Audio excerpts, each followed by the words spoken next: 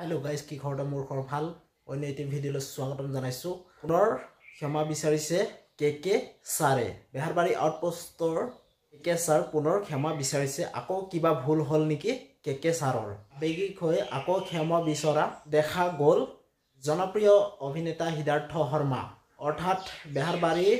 সকলোৰে মৰমৰ কেকে সাৰৰ সবিশেষ জানিবলৈ আপোনালোকে কোনো স্কিপ নকৰাকৈ সম্পূৰ্ণকৈ ভিডিওটো আপোনালোকে চাই থাকক আৰু নতুনকৈ যদি আপোনালোকে চাই আছে প্লিজ আপোনালোকে সাবস্ক্ৰাইব কৰিব আৰু লগতে থকা বেল আইকনটো প্ৰেছ কৰি দিব তো বলক ভিডিওটো আৰম্ভ কৰো নমস্কাৰ বন্ধু বান্ধৱী সকল আমাৰ চেনেললৈ আপোনালোকক স্বাগতম জনাইছো মোৰ এটি নতুন এটা ভিডিও লৈ তেন্তে আহক আজিৰ ভিডিওটো আৰম্ভ কৰো বেহাৰবাৰী আউটপোষ্টৰ জনপ্ৰিয় দুই অভিনেতা মোহন আৰু কেকে সাৰৰ অভিহনে বেহাৰবাৰী চাই ভাল নোপোৱা অসমবাসী তথা অনুৰাগী সকলে দুখ প্ৰকাশ কৰি বহুতো গালি পাৰিছিল জনপ্ৰিয় দুই শীৰ্ষত থকা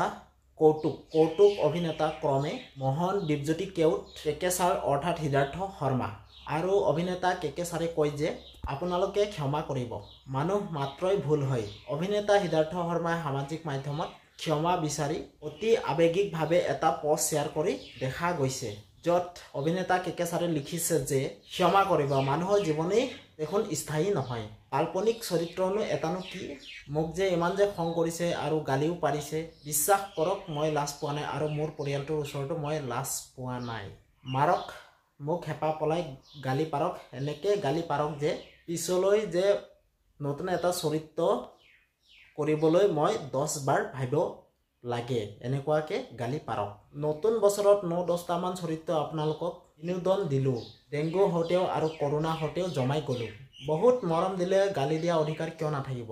কাৰণ আপোনালোকে মোক চিনি পায়